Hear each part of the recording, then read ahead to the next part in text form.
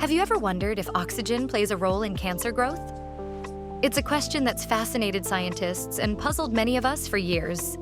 After all, cancer cells can survive in low oxygen environments, a condition known as hypoxia. But what about oxygen-rich settings? Can more oxygen actually fight cancer, or might it have the opposite effect? To understand cancer's relationship with oxygen, let's break it down. Cancer cells behave differently than normal cells, and one of their surprising qualities is their ability to survive in environments where there's less oxygen. But recent studies reveal that cancer's relationship with oxygen isn't as simple as it seems. One big misconception is that exposure to air or oxygen can make cancer spread faster or grow uncontrollably. But the truth is, oxygen doesn't fuel cancer.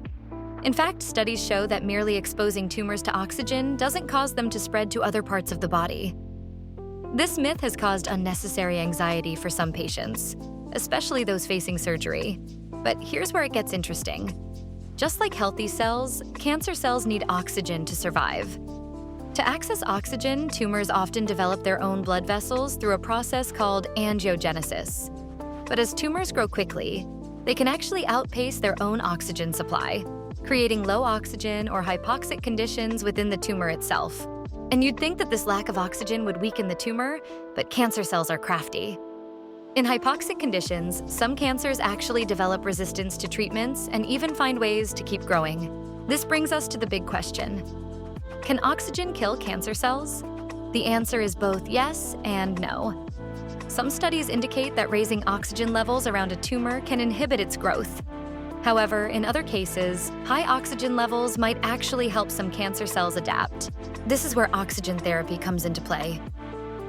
Oxygen therapy, which involves giving high doses of oxygen, is being researched as a potential treatment method. For instance, hyperbaric oxygen therapy increases oxygen in the body to support other treatments like radiation therapy. So, could oxygen therapy be the key to fighting cancer? The research is still young, and it's not yet a mainstream treatment. But scientists are optimistic. By understanding how cancer cells respond to oxygen-rich and oxygen-poor environments, researchers are developing strategies that may lead to more targeted therapies. The relationship between cancer and oxygen is undeniably complex, but it's a frontier of hope and possibility. As research continues, we may find innovative ways to outsmart cancer's defenses and use oxygen-based treatments to boost the effectiveness of current therapies. Thanks for joining us on this deep dive into the relationship between cancer and oxygen. While we don't have all the answers yet, each new discovery brings us closer to effective treatments. The future of cancer treatment may hold solutions that combine traditional methods with oxygen-focused therapies. And that's exciting. If you found this video insightful, please give it a thumbs up and subscribe for more in-depth explorations of the science and treatments shaping our world. And if you have questions or thoughts about this complex topic, drop them in the comments below. Read more about this topic and its research in our blog in the description below. We're also selling Oxygen Max, the all-natural supplement that boosts oxygen levels. Learn more at oxygenmax.com.